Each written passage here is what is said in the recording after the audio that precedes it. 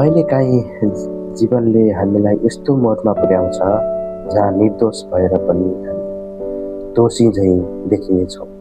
सपना देख्नु गल्ती जस्तो लाग्छ, तर त्यस सत्यमा अडिनु दुःखको कारण बन्छ।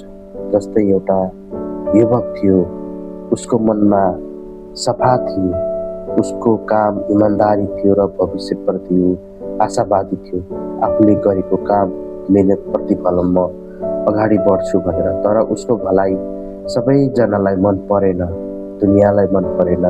ईर्ष्या बढ्यो, घृणा जन्मियो, पाप फैलियो र एक दिन ऊ आफ्नै मान्छेहरूबाट धोकामा पर्यो। उसलाई एउटा कुनै खाडलमा फालियो, पछि परदेशमा दास बनाएर बेचियो। त्यो परदेशमा न भाषा मिल्थ्यो, न भेष मिल्थ्यो, न आफ्ना चिने जानेका कोही नातेदार थिए, तर एउटा उसले अठोट कहिले छोडेन, परमेश्वरप्रतिको भरोसा।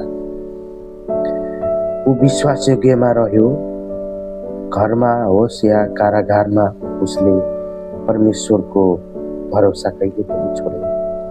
परमेश्वरको महिमा उसले देख्यो। समय बित्दै गयो, दुःख अन्त्य भयो। त्यही युवक दास थियो, एक दिन त्यस देशको जिम्मेवार नागरिक बन्यो। उनीहरूकै उसकै सहायता, जसले उसलाई उनीहरूकै कारण बेचेका थिए, पछि उसकै खोजीमा धेरै व्यक्तिहरू पछि आए।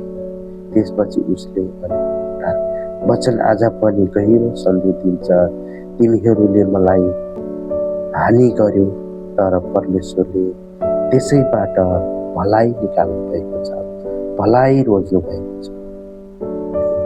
यो कुनै काल्पनिक कथा होइन, यो पवित्र धर्मशास्त्र बाइबलमा जोडिएको सत्य कथा युसुफको जीवनमा हामी पाउँछौँ।